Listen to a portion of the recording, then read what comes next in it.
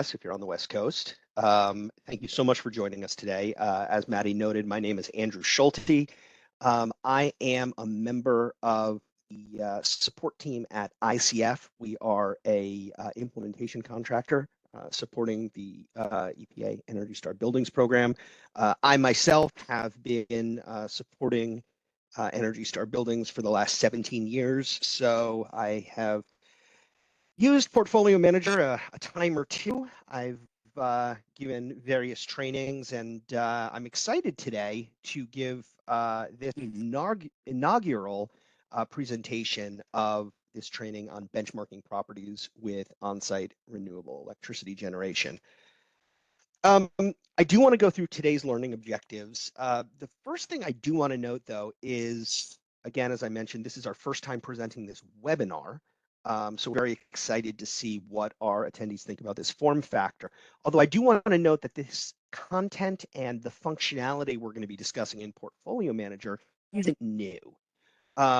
We already have frequently asked questions, how-to guides, and even a YouTube video focused on correctly accounting for on-site renewable electricity in Portfolio Manager. This webinar is an additional approach to delivering this information. You understand that different people learn in different ways, and so we want to make sure that we're reaching the greatest number of people with this guidance. Because this is the first time we are delivering this webinar, we're definitely interested in the feedback. As Maddie noted, there is a poll with 4 questions that we're going to have up and running during this presentation. If you haven't responded yet, please take a look at it. You may be a little unclear as to what some of these questions are asking. So if you want to wait a little while during the presentation before you respond via the poll, that would be great. Again, we're just trying to get an idea of, who's doing what in Portfolio Manager currently, what kinds of barriers or challenges you might be running into, et cetera.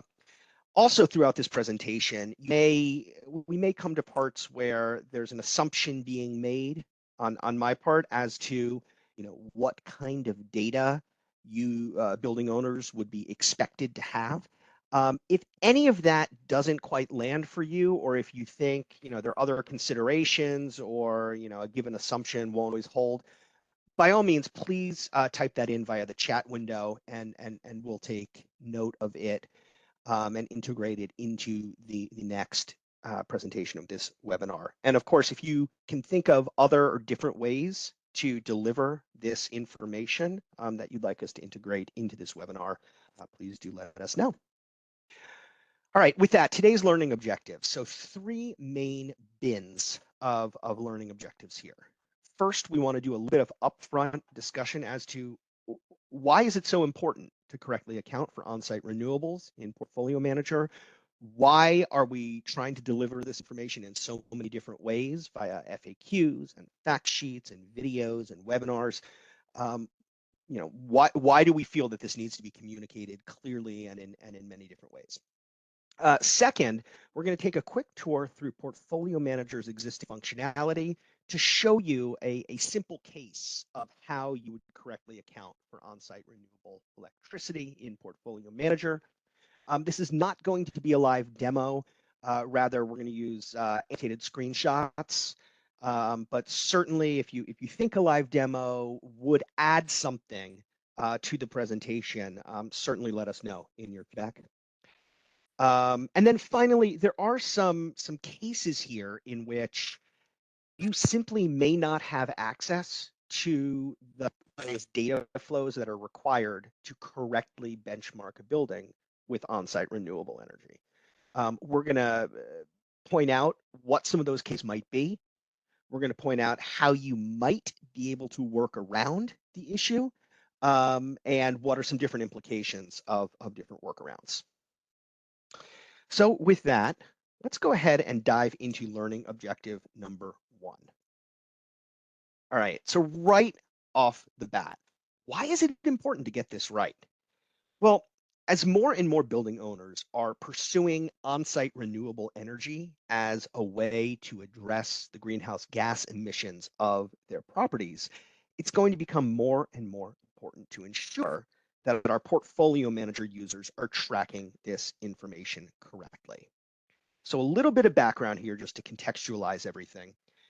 The primary goal of Portfolio Manager, the reason it was initially developed, and its most common use today, is to account for and assess the total amount of energy being used in the operation of your building. When we talk about things like energy use intensity, when we talk about things like the Energy Star score, what we're really talking about is how much energy does your building require in order to operate, and how efficient is that use compared to other buildings nationwide. Now, when we start to talk about on-site renewable energy, we're no longer just talking about energy consumption, right? But there's also the aspect related to greenhouse gas emissions, right? Because on-site renewable energy may very well be counted as zero emissions for a building's greenhouse gas inventory, but that doesn't mean that we can leave it out of the total energy that we're tracking in Portfolio Manager. Okay, so identifying that, we've got these concepts of energy performance and GHG performance, and they're closely linked. But when we're talking about energy performance, which is the original and primary functionality of Portfolio Manager, a kilowatt hour is a kilowatt hour is a kilowatt hour, whether it was received from the grid or whether it was generated on site. Now, we'll get into this a little bit more in just a few minutes, because there are important differentiations in how Portfolio Manager treats these different types of electricity. And in fact, there is a specific process for designating on-site renewable electricity consumption. And if you follow this process, you will both receive accurate energy performance metrics, and you'll receive accurate greenhouse gas emissions metrics. Okay. So that's some background and context. Let's dive in now and talk about some key concepts and terms that you're going to see thrown about throughout today's webinar. This graphic that you see on your screen is reprinted in a number of locations on the Energy Star website. At the end of this presentation, there's going to be a list of URLs pointing you to all of those documents. So, if you're squinting now and you can't quite see it, you will have multiple opportunities to take a look at this information elsewhere. But I want to talk mainly about the key energy data flows, and I use flows in quotes here because arrows to me denote flows. But I want to get you familiar with this terminology. So generally speaking, we've got this concept of total renewable energy that was generated at your property. So whether it's a solar photovoltaic array or wind turbines, in this graphic is going to represent the total amount of renewable energy that your system generated. Now, as many of you probably know, excuse me, depending on the time of day and your building's operational needs, whether or not you have on-site storage, etc., it's possible that your system may generate more electricity at any given point in time than can be used by your building at that moment. So what this means is, of all the electricity that's generated on site, value R, there is some subset which is going to be used in the operation of the building, which we're designating as R sub U. And then there is a portion that in many cases will be sold back to the grid. And we're designating that as R sub X, indicating it's renewable energy exported to the grid. Okay, so those are the renewable electricity flows in the building. Other values to be aware of include G. G is the grid energy being sent to your building, right? This is the amount of kilowatt hours from the grid required to operate your building.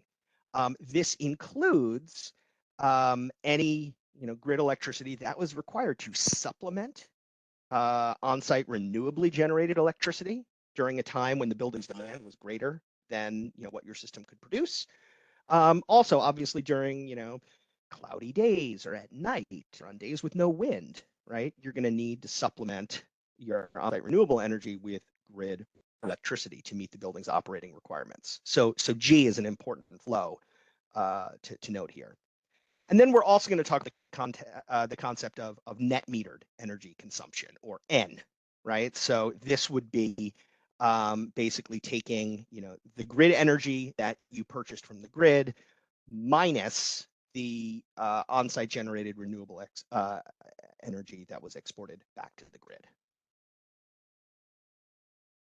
There's some other stuff on this slide, but we're going to stop here for the moment because I think these are the core concepts we're going to talk about. And throughout this presentation, we're going to use this same color coding to hopefully help facilitate quick understanding and recognition of the terms being used. Okay, one thing that you might ask right off the bat. We know a lot of utilities report net metered consumption on their bills. So you might be asking, well, isn't net metered consumption good enough? If it's good enough for the utility bill, isn't it good enough for portfolio manager? Well, the short answer is no. And that's because net metered consumption is a billing concept, okay? It is not an actual representation of your building's energy needs. As we discussed before, net metered consumption is equal to the amount you consumed from the grid minus the amount that you sold back to the grid. And in many cases, your utility might allow your exported renewable electricity to offset what you owe for your grid electricity consumption. But, and this is important for portfolio manager purposes, regardless of any netting out that might be done, your building still consumed that quantity of grid electricity in order to operate. Right? Just because it's being netted out on your bill doesn't mean you didn't consume it. And if it was consumed in the operation of your building, it needs to be captured when you benchmark your property in order to generate accurate metrics. Now, why does this matter? Well, portfolio manager has different conversion factors that it applies in the background. One of these is site to source energy conversion, and the other is the GHG emissions factor, greenhouse gas emissions factor. And you can see on this slide how this applies in different ways. So the site to source energy conversion factor is going to impact your building's source energy use intensity and your building Energy Star score. Now you'll note here that for grid electricity, that site to source conversion factor is being valued at 2.8. Whereas for on-site renewable electricity, that site to source conversion value is 1.0. Okay, so in short, you get a benefit towards your energy performance metrics if you're using on-site renewable energy. And that is true regardless of whether or not you retain the RECs associated with that energy. Now, when we talk about greenhouse gas emissions factors, that factor is going to impact both your indirect and your total greenhouse gas emissions. If you're using grid electricity, the GHG emissions factor that's going to be used is going to be a non-zero value based on your building's location. If you're consuming on-site renewable electricity, the GHG emissions factor is going to be 0, assuming, of course, that you've retained the RECs associated with that. But as you can see here, whether or not you classify your electricity consumption as grid versus on-site renewable can have some very real impacts on the metrics that are generated by portfolio manager. In short, if you were to use something like net metered electric consumption in place of your total consumption, your building could very well appear to have consumed more renewable electricity and less grid electricity than was actually the case. And that would lead to the generation of erroneous metrics. In this case, your source EUI would be too low, your Energy Star score would be too high, and your greenhouse gas emissions would be too low. And this can result in a variety of issues. If you benchmark your building incorrectly, you could be making incorrect claims about your building's energy and emissions performance. And if you benchmark incorrectly and then go ahead and to apply for an Energy Star certification, that's gonna get caught. There are processes in place to ensure that you've correctly accounted for on-site renewable electricity. So if you haven't done that and you apply for certification, very good likelihood that it's going to be rejected.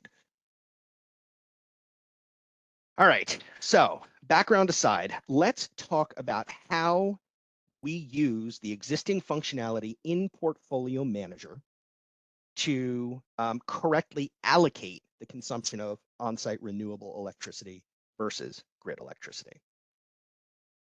So first things first, doing this the right way in Portfolio Manager requires that you have at least 2 electric meter objects set up in Portfolio Manager.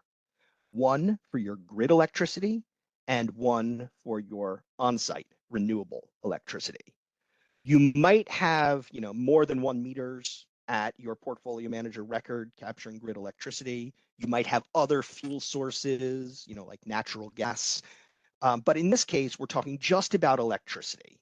If you are generating and consuming on-site renewable electricity at your building, you need to have these 2 meter types. And it's pretty simple to set this up when you establish a new meter. In fact, you can set both of the meter objects up with just an extra mouse click when you go to set up your meters. Now, we're not going to demonstrate meter setup today because this is covered in Portfolio Manager 101 and a lot of other resources. But I do want to point out that you need to have at least 1 meter object each for grid electricity and on-site renewable electricity. All right, so let's talk about your grid electric meter.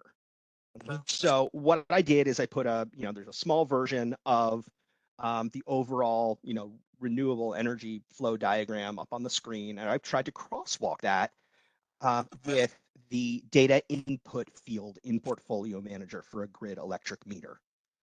Right, as you can see, and as most of you probably know, the required fields are start date, end date, consumption quantity. Okay, and that is for a given meter consumption record.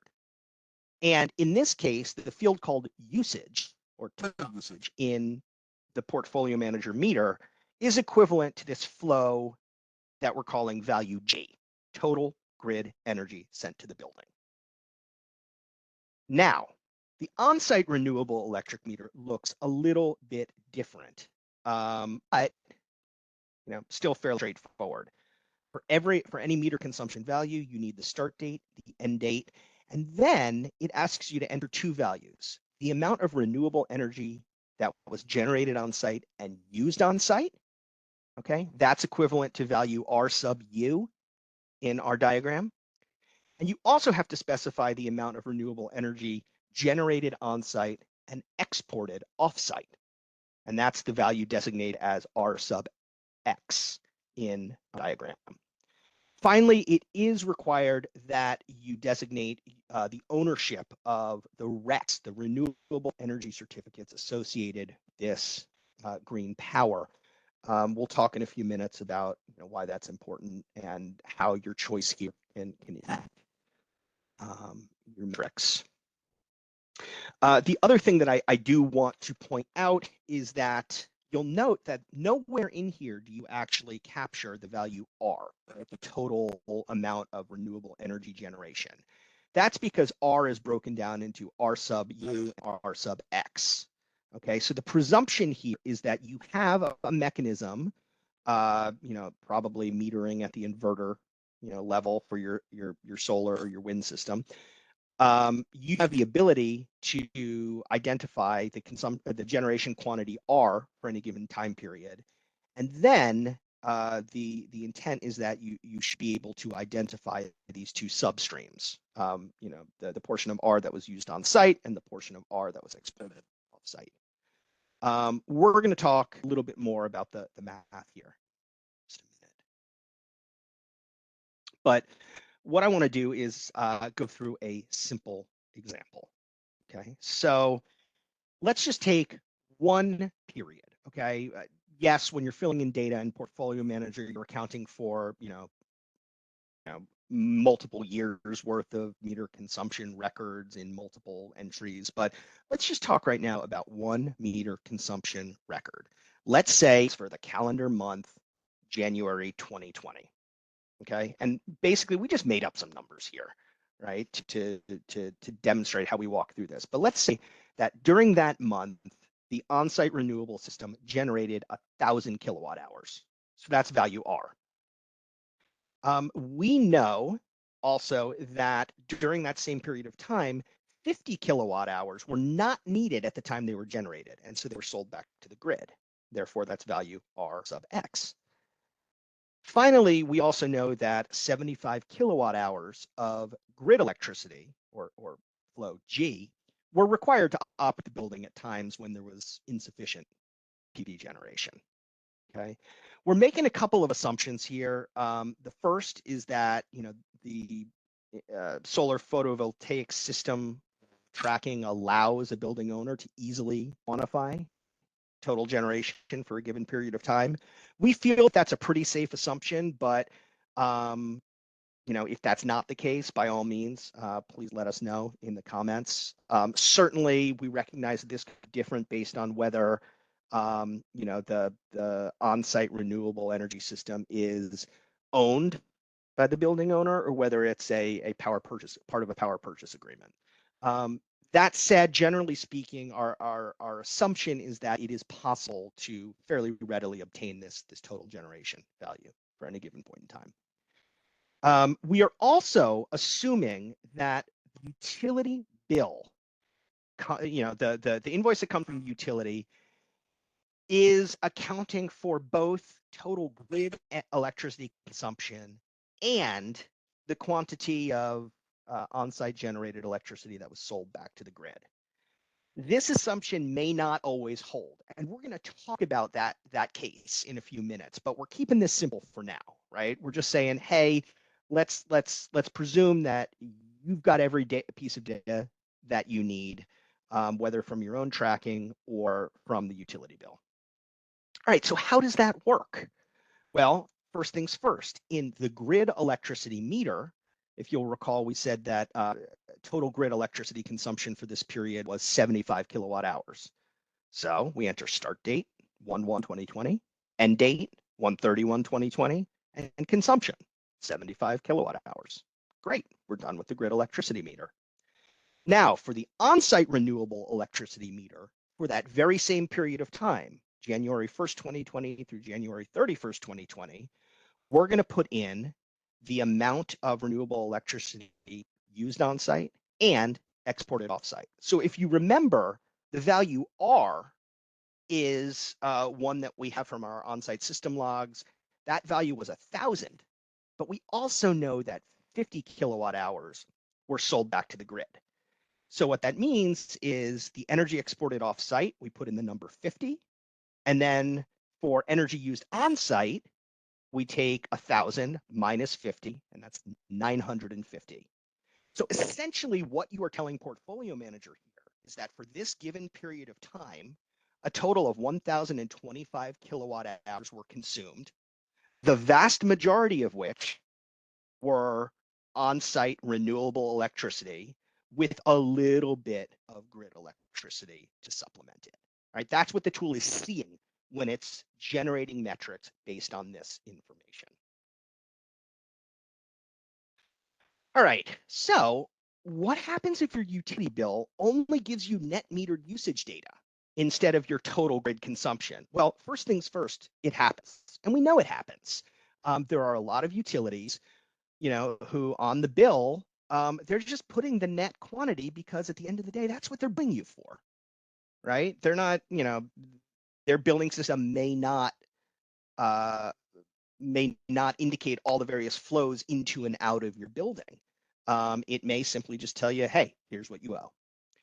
So what do you do here? Well, if you have the net meter consumption value, N, then as long as you have the ability to obtain the total generation value, R, and the value of the amount of electricity that was exported offsite, R sub X, then you can still do some quick calculations to get the other values you need. In this case, R sub U and G. Now, even if your utility bill does not include the amount of energy exported offsite, that may still be available. So first things first, call your utility and find out, hey, for my bill for January 2020, I see that you gave me a net value, but can you actually help me understand what the total grid consumption was and what the total sellback was? And if they can give that to you, then great, you're off to the races. You have the information you need. Okay. Now, there is a note here. There are cases in which the utility billing system simply may not be able to give you the data you need. And this comes down to, metering technology and various systems in place at the utility. We would hope, we would expect that, if this value, this R sub X value is not immediately available to you, your utility can help you out. But we do want to acknowledge that there are some cases in which the utility may not have visibility into that number. And we'll talk about what to do in that case. Now, I mentioned math. Oh my goodness. Math? What? I was told there would be no math. All right, well, let's break it down. This is pretty simple. In the upper right quadrant here, I put a lot of different formulas. These are just different restatements of the same basic mathematical concepts, okay? At the end of the day, this is pretty basic, addition and subtraction. All I've done is tried to restate these various flows in various ways so you can manipulate the equations to get the flow you need. The point here is, and again, I spelled this all out in this chart here. This shows how you do the math to get from one piece of data to another. So basically, if all you have from your utility bill and your on-site systems tracking are the values for N and for R, what this shows you is you need one of the remaining three to be able to fill out the rest of the table. Okay. And this is probably a good thing for you to, digest on your own time, but this is just one example of how you can use, the pieces of data that you do have to derive the other pieces that maybe aren't immediately apparent on your electricity bill. All right, now I did want to talk about REC ownership because, as we noted, when you track or when you note your on-site renewable energy consumption in Portfolio Manager, it asks you what you did with your RECs. And just as a refresher, RECs are renewable energy certificates. They are essentially the ability to make environmental claims about a given quantity of energy consumption. So if you generate renewable electricity on site and you retain and or retire those RECs, you are allowed to call that energy green power. But if you generate electricity on site renewably, use the power, but sell the RECs, for instance, as as an alternate resource stream, then technically speaking, those kilowatt hours are no longer green power, right? Because it's the REC that confers the environmental attribute, the green power attribute to a given kilowatt hour. So if you keep your RECs, as I said, you own the environmental claims to this energy. Energy that you generate on site and use on site is going to get a site to source conversion factor of 1.0 and a greenhouse gas emissions factor of 0. If you indicate that you've sold the RECs associated with your on-site energy generation, you no longer own the environmental claims to this energy. You can no longer call it on-site green power. And there's going to be a change to metrics. So the electricity you generate on site and use on site will still get that site to source conversion factor 1. But the greenhouse gas emissions factor for that electricity consumption is going to default to the eGrid subregion in which your building is located.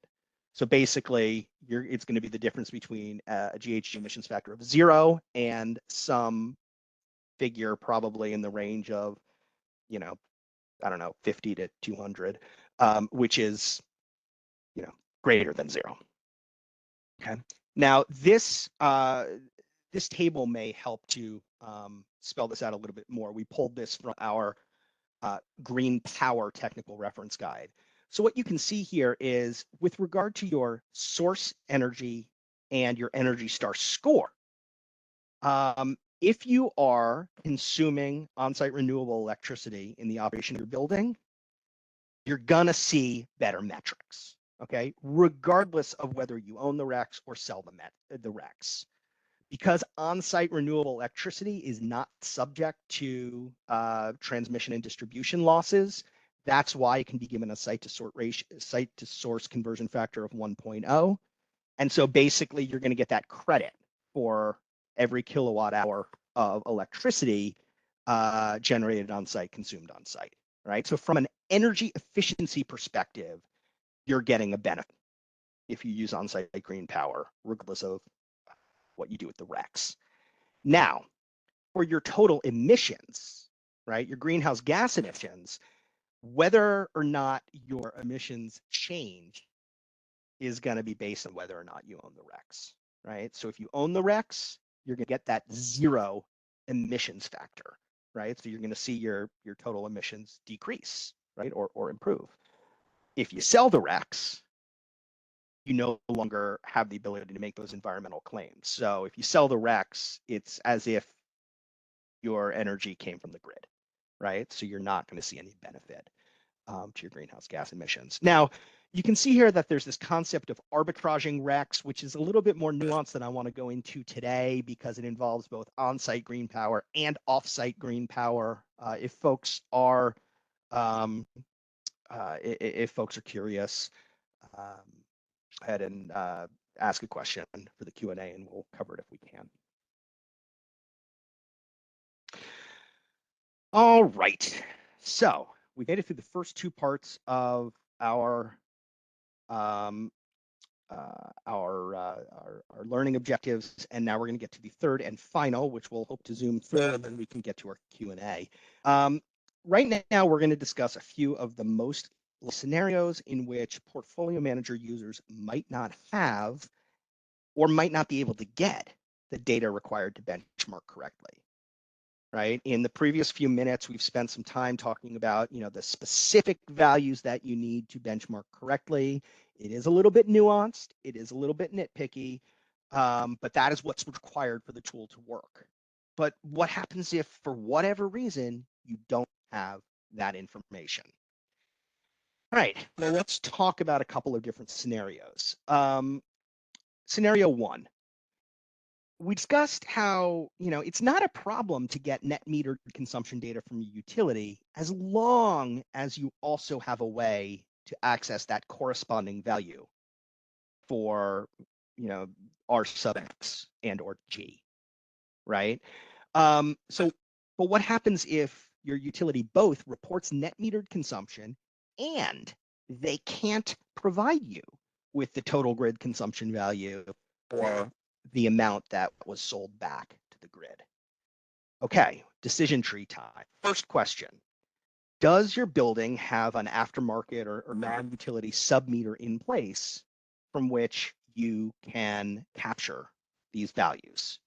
Either the grid electricity that's flowing into the building and or the on-site renewable electricity that's flowing back to the grid. If you have these meters in place, then great.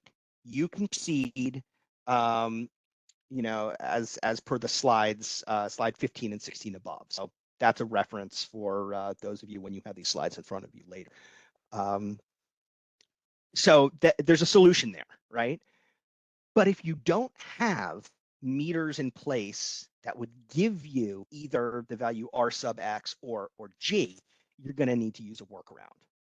Okay, what is that workaround? So in this case, you would only set up a grid electricity meter. Okay, then you would add together the values N, the net metered consumption value reported by your utility, plus R, the total on-site renewable generation at your property. N plus R, add that together and put it in as the total usage for your grid electric meter. So in the example we used before, remember grid plus on-site renewable equaled 1,025 kilowatt hours? Well, if you did not have the ability to specify the details required for the on-site renewable energy meter, the workaround would be to just enter it all as grid electricity at the full 1,025 kilowatt hours. Now, why does this work and how would it work? Well, it's not ideal. Let's just say that. This approach is based on a mathematical equivalency. Basically, we know that total site electricity is equal to G plus RU, the quantity of on-site renewable electricity consumed on site. Mathematically, this is equivalent to N plus R. Okay, and there's some appendix slides that map this out and do the math to explain how that works. So by adding together N plus R, you arrive at the total electricity consumption for a given period, and therefore you are accurately stating the site electricity needs of your building. Okay, so from a site energy perspective, total kilowatt hours consumed to operate the building, you've got that. But here's the catch. Because you're entering this under a grid electricity meter, your building's not going to get any of the benefits that it would if you correctly accounted for the on-site renewable electricity. You're not going to get the 1.0 site to source conversion factor. All 1,025 kilowatt hours in this case are going to be multiplied by 2.8 to get from site to source energy, right? So that's gonna affect your Energy Star score. Similarly, you're not going to get a zero emissions factor to calculate greenhouse gas emissions, because the tool is going to treat every kilowatt hour as grid electricity. It's going to calculate your emissions based on the appropriate emissions factor for the location of your building.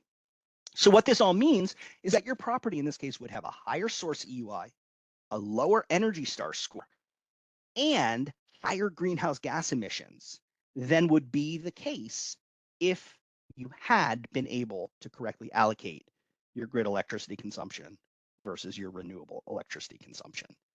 Okay, this is a very conservative approach. You are disadvantaging yourself or your building in terms of the metrics that can be reported. However, if you do all of this and your building still earns a 75 or higher, you can go ahead and apply for Energy Star certification, because this is a lowball estimate of your building's performance. So if you're disadvantaging yourself by treating everything as grid electricity and your building still gets a 75, then in reality your building is probably performing even better than that, right? You just don't have the renewable electricity data necessary to show that. So this is a workaround. It's a little bit of a, I don't want to say all or nothing, but it definitely has its drawbacks. But if it's between this and benchmarking nothing, they may be the more attractive approach. Okay. One additional scenario, we know that across the country there are a number of utilities, I think currently more than 70. Well, let's talk about the ones who are sending the energy directly. So there are more than 50 utilities across the country who are calculating aggregate whole building consumption data and sending it through to their customers' portfolio manager accounts using Portfolio Manager Web Services. Okay, this is hugely helpful. This is, very necessary in some cases for building owners to be able to benchmark their buildings at all. But we do need to look at this in the case of, okay, what happens if a building with on-site renewable electricity is getting these data, this aggregate consumption from the utility?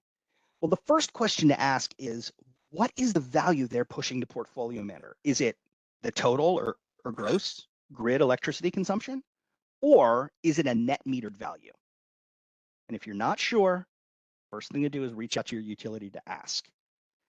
If you find out that the value they are pushing to your portfolio manager account is the total or gross grid electricity consumption, then that is great. You can go ahead and you can enter everything into portfolio manager using the simple example above. Okay.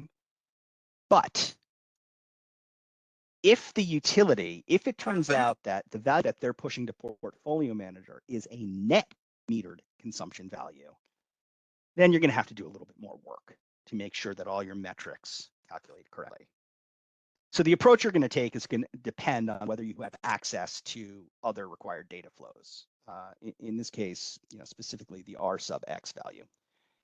If you can obtain a value for the amount of electricity generated on site, exported off site, then there is some straightforward guidance that you can follow. It's in FAQ format, and this hyperlink is going to show up in the copy of the slides that you get following the session.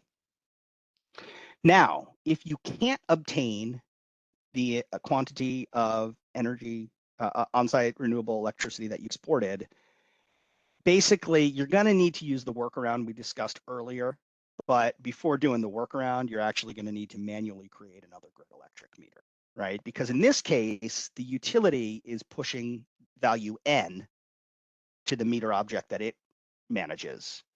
You're going to need to come in here, add a second grid electric meter, and make sure that you're putting in this value R, because remember, N plus R equals total site electricity consumption, right? So in this case, you got to do a little bit of work to trick portfolio manager into seeing the total site electricity consumption. As we noted earlier, however, because it is because you're counting it all as grid electricity consumption, you're not going to get any of the benefits in your metrics that would come from on-site green power. I know there's a lot going on here. I know there are a lot of what ifs and kind of decision tree branches and whatnot. My hope is that after hearing it here and maybe coming back to the slides, this will make sense. And we tried to develop this presentation so that it would act as an ongoing resource for you when you have the slides in your hands. So yes, this is a little finicky. This is a little nuanced. We recognize that. We're trying to convey that in as straightforward a manner as possible. And again, if this format, this layout isn't working for you, I do want to acknowledge that we also have FAQs and other resources that capture this same information. All right, but we're coming up on the end of this presentation. So as a recap for what we covered over the last 40 minutes or so, first we talked about why it's important to correctly account for on-site renewable electricity in Portfolio Manager. Second, we talked about how to actually do that in Portfolio Manager, and we even got into a little bit of math. My apologies. And finally, we talked about some instances in which a building owner might not have all the data required, and we gave some approaches for how to proceed. As we wrap this up, I told you there would be a lot of different resources to which we would provide the links. So here you go. Here's Portfolio Manager's Green Power Technical Reference. Here is a compilation of all the FAQs associated with on-site green power. And here is a link to the PDF how-to guide for this same topic, as well as a YouTube video that we created about this topic. And I will also say there are 2 appendix slides that get a little bit more into the math for why total site energy is equal to N plus R. And we also have another table that walks through, why and how your source energy metrics, your Energy Star metrics, your GHG emissions metrics might differ in various scenarios. But that is extra credit for you to review on your own time. Hopefully, it can serve to clarify any lingering questions you might have. With that in mind, though, I do want to turn now to answering some of the questions that have come in. So please just give me a moment. I think we definitely got a number of questions. So what I'm going to go ahead and do is read out and reply to as many of these as possible. A few of these, I'm going to say, just from a quick glance at the questions that have come in, some of these are very specific to your individual building setup. So a few of these, we might need to reach out to you one-on-one after the training to dig in a little bit more. So we're going to prioritize questions that are of a more general nature first, and then see what else we have time to respond to. If you don't get your question answered, don't worry, we will try and follow up with you directly. All right. Let's see. All right. So one question is, it looks like the designation of, on-site, the treatment of on-site renewable electricity will affect all metrics except site EUI. Could we explain? That's largely true. I want to go back a couple slides here. So I think this question probably came in when we were showing this slide on the screen. What this is meant to say is, because in the portfolio manager world, a kilowatt hour is a kilowatt hour is a kilowatt hour, from a site energy perspective. Yeah, when we say there's no effect here, we mean if you are a building consuming only grid electricity, how would the use of on-site renewable electricity change your metrics? So site energy, it would have no impact because, let's say your building consumes 1,000 kilowatt hours. It doesn't really matter if that's how much of that was generated on site and how much it was purchased from the grid, right? It's all kilowatt hours. And regardless of the source of the electricity, building required 1,000 kilowatt hours to operate during that time period. So that is your site energy. Source energy is a concept that's important within portfolio manager because the transformation from site energy to source energy is something that's done in portfolio manager to basically put everybody on an equal playing field so that a building that's all electric can be compared to a building that is dual fuel, et cetera, et cetera. Basically what that's doing is it's using a single national site to source conversion factor per fuel type, right? So the default site to source conversion factor for electricity is 2.8. So for every unit of site electricity consumed to operate building, it's presumed that 2.8 units of source energy were actually generated upstream, right? And because of system inefficiencies, transmission, distribution losses, and whatnot, the 2.8 kilowatt hours or 2.8 units of electricity that were generated upstream are only, 1 unit of electricity by the time it gets to the building and it's consumed, right? So site to source is an important notion in portfolio manager. The default site source conversion factor is 2.8 for grid electricity. But as I noted earlier, if you have on-site renewables, so you are generating power immediately on site at your property, it's coming through the wind turbine or the PV panels, it's going through your inverter and it's being sent right to the building's electrical system. Well, in that case, there were no transmission or distribution losses. So site equals source, which is the same thing as a site to source conversion factor of 1.0, right? Because of that, it means that all else being equal, if some portion of your total building electricity consumption comes from renewable, that portion is going to get a lower site to source conversion ratio. Therefore, your total source energy consumption will be lower. Therefore, your portfolio manager score, your Energy Star score will be higher. But let's see. But for total emissions, that's where things change, because now we're not talking about site to source conversion factor anymore. We're talking about greenhouse gas emissions factors, right? So basically the difference is, whether if it's grid power, you get 0 as an emissions factor.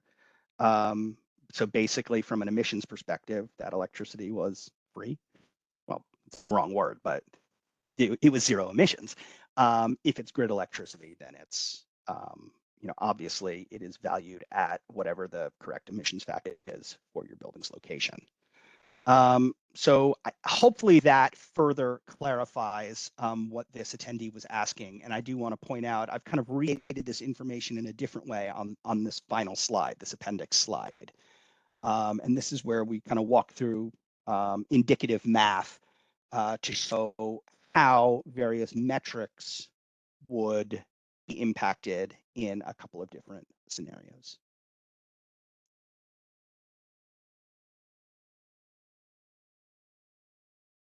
Right, let's keep going through these. All right, so a question, what do you put in for the total cost for the on-site renewable electric meter? Let me go back here to this slide where we show the various meter data. Yeah, so you can see here, so slide 12, for the on-site renewable electric meter, you can see that there's an optional field here for total cost. Whether you're tracking on-site renewable energy or grid energy, grid electricity, cost is always going to be an optional field in Portfolio Manager. Okay, so the short answer is if you don't have cost data or don't want to track it or don't want to bother finding it, you don't need to include it. It's not required in order for Portfolio Manager to generate your metrics. Now, what would that total cost value look like for an on-site renewable meter? Maybe the energy that you're getting. I mean, I need to think through some scenarios here. Perhaps, if we're talking about physical power purchase agreement where, the solar array is on your building and, but it's owned by somebody else. And so what you are purchasing is green electricity from the owner of the solar array. Conceivably, that is that's a case in which there's a cost associated with our consumption of on-site renewable electricity. So let's put that in here. Again, that may not be exactly the right scenario. I need to think a little bit more. The short answer though is if there is a cost associated with your building's consumption of on-site renewable electricity, you can put that value in here, but it's whatever value works for you because it's not required by Portfolio Manager. So I realize it's a little bit of a wishy-washy answer, but it's probably the best I can do on the fly. All right. I did have somebody ask, it looks like someone asked if we could repeat the analysis of what we went through on slide 14. So again, let's just quickly recap. We're dealing with a very simple example here. Where building's on-site renewable system generated 1,000 kilowatt hours for a given period. During that time, 50 kilowatt hours were not needed, and so were sold back to the grid. And during that same period of time, 75 kilowatt hours of grid electricity were required when there wasn't enough solar generation to meet the building's needs. So on slide 14, when we dig in and we say, all right, what are we going to drop into each meter object in Portfolio Manager for your grid electricity meter, you'd enter in that 75 value, right? That's the amount of grid energy that was provided to your building. Then in the on-site renewable electricity meter, you'd break that total generation of 1,000 kilowatt hours down into the numbers you see here. We know that 50 kilowatt hours were exported back to the grid. Therefore, that means that through basic math, 950 kilowatt hours of the 1,000 kilowatt hours generated were actually used on site. Hopefully that clears things up for the attendee who want to run back through that quickly. Let's see. We have another person who indicates that you're soon going to have a large solar array on your campus. Can you add the solar meter to your existing electric meter in Portfolio Manager? As we noted earlier, you would not want to conflate your solar electricity with your grid electricity consumption. So short answer is yes, you can add a new meter object at your property and call it the solar meter, or the meter object where you're tracking your on-site solar generation. It would just be a separate meter object to your existing electric meter. And what that means is, where in the past, let's just say you had one number for total electric consumption. Now moving forward on a monthly basis, you need to kind of break that out into two pieces. One would be the quantity that was coming from the grid, and the other would be the quantity of electricity that was generated on site and used in the operation of your building. So yes, absolutely, you add a new meter object to reflect on-site renewable electricity generation at the time that that array goes into effect. You just need to make sure to tell Portfolio Manager, the first date as of which that meter should be counted. Because if you don't get that right, Portfolio Manager might see some gaps or overlaps. That's kind of down in the weeds. Short answer is yes. If you have a building that's been using all grid electricity and then you add on-site renewables, you can absolutely add a new meter object in Portfolio Manager to track the on-site renewable portion. All right.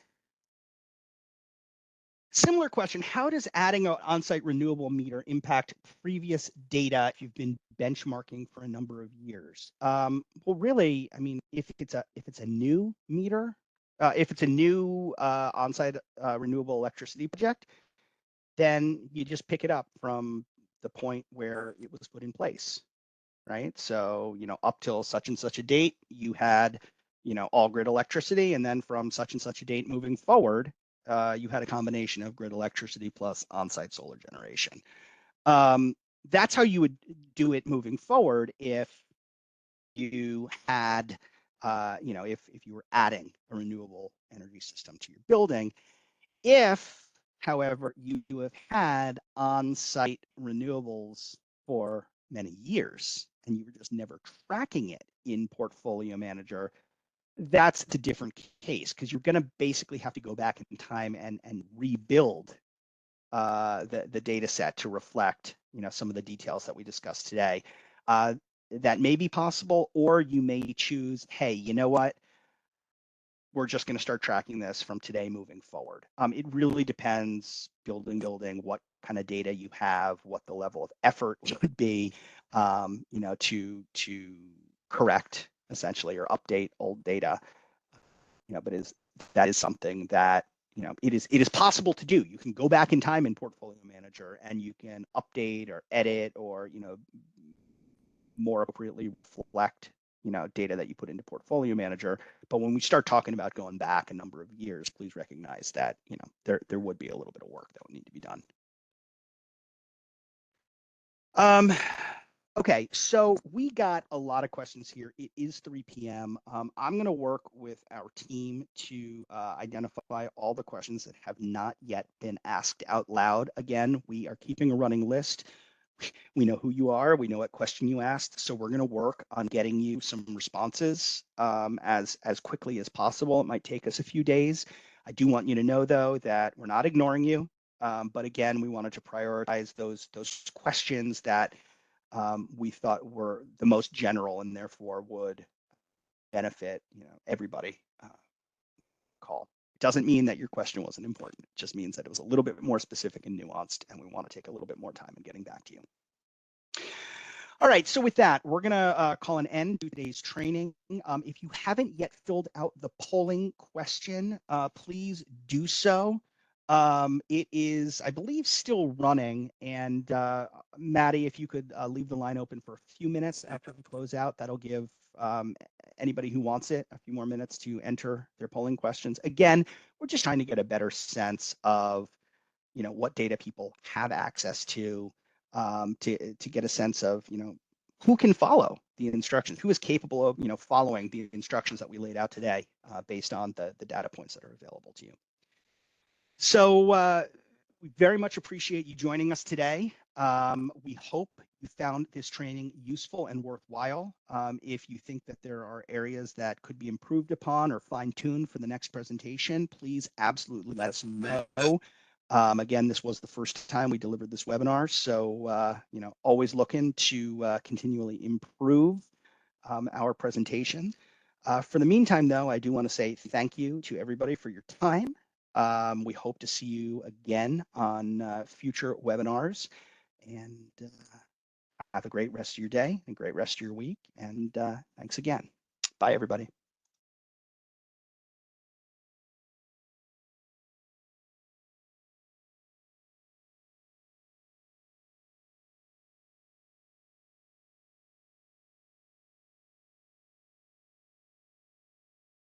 Hey folks, I'm just gonna hang on for another 3 minutes to collect any remaining questions and for you to finish filling out that poll in the polling panel. So if you are halfway through filling it out, make sure to get those in the next 2 minutes.